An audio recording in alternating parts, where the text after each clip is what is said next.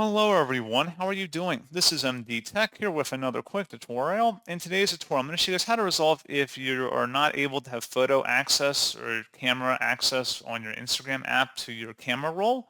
So this should hopefully be a pretty straightforward process, guys, on how to take care of that. And without further ado, let's go ahead and jump straight into it.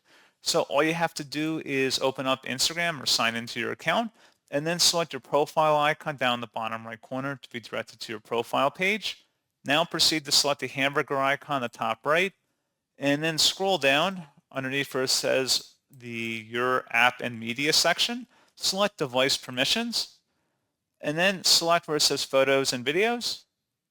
Select Update Device Settings at the bottom, and then you will have to select Open Device Settings.